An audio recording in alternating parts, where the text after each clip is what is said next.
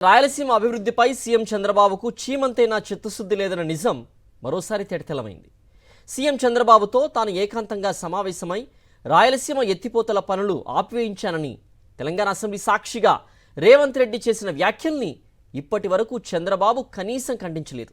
ఇక జలవనరుల శాఖ మంత్రి నిమ్మల రామానాయుడు ద్వారా రాయలసీమ ఎత్తిపోతలతో ఎలాంటి ప్రయోజనం లేదంటూ తాజాగా స్పష్టం చేయించడం ద్వారా తెలంగాణ సీఎం రేవంత్ చెప్పింది నిజమేనని, దీన్ని సీఎం చంద్రబాబు పరోక్షంగా అంగీకరించారని సీమ ప్రజలు, మేధావులు, సాగురంగ నిపుణులు మండిపడుతున్నారు.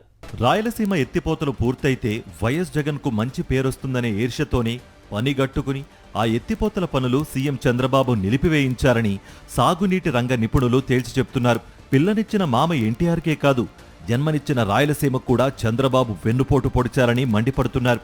2014 నుంచి శ్రీశైలంలో నీటి మట్టం కనీస స్థాయికి 854 అడుగులకు చేరుకున్నా వరద ప్రవాహం ప్రారంభం కాకపోయినా సరే తెలంగాణ సర్కార్ శ్రీశైలం దిగువన ఎలాంటి నీటి అవసరాలు లేనప్పటికీ ఎడమగట్టు కేంద్రంలో యథేచ్ఛగా విద్యుతుత్పత్తి చేస్తూ దిగువకు నీటిని తరలిస్తూ శ్రీశైలాన్ని ఖాళీ చేస్తూ రాయలసీమ రైతుల హక్కులను హరిస్తున్నా చంద్రబాబు సర్కార్ నోరు మెదపలేదు.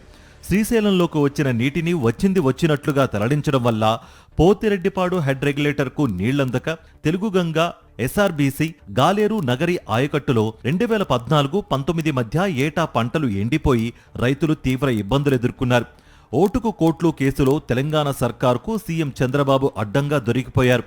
దీంతో అనుమతి లేకుండా శ్రీశైలం నుంచి రోజుకు 2 టీఎంసీలు తరలించేలా పాలమూరు, రంగారెడ్డి, డిండి ఎత్తిపోతల చేపట్టిన చంద్రబాబు సర్కార్ నోరు మెదపలేదు. వైఎస్ జగన్ ప్రభుత్వం అధికారంలోకి రాగానే తడారిన గొంతులను తడిపేందుకు శ్రీశైలంలో 800 అడుగుల నీటి మట్టం నుంచి రోజుకు 3 టీఎంసీల చొప్పున పోతిరెడ్డిపాడు హెడ్ రెగ్యులేటర్ దిగువన కుడి ప్రధాన కాలువలోకి నీటిని ఎత్తిపోసేలా 3,825 కోట్ల రూపాయల వ్యయంతో 2020 మే 5న రాయలసీమ ఎత్తిపోతలను చేపట్టడానికి వైఎస్ఆర్సీపీ ప్రభుత్వం అనుమతినిచ్చింది. ఆ ప్రాజెక్టును కాంట్రాక్టర్కు అప్పగించి పనులను పరుగులెత్తించింది. అయితే సీమ ఎత్తిపోతల పథకం పూర్తయితే వైఎస్ జగన్కు ఎక్కడ మంచి పేరొస్తుందననే ఈర్ష్యతో తెలంగాణలోని మహబూబ్ నగర్ జిల్లాకు చెందిన టీడీపీ సానుభూతిపరుడితో చంద్రబాబు ఎన్జీటీలో రెడ్ పిటిషన్ దాఖలు చేయించారు.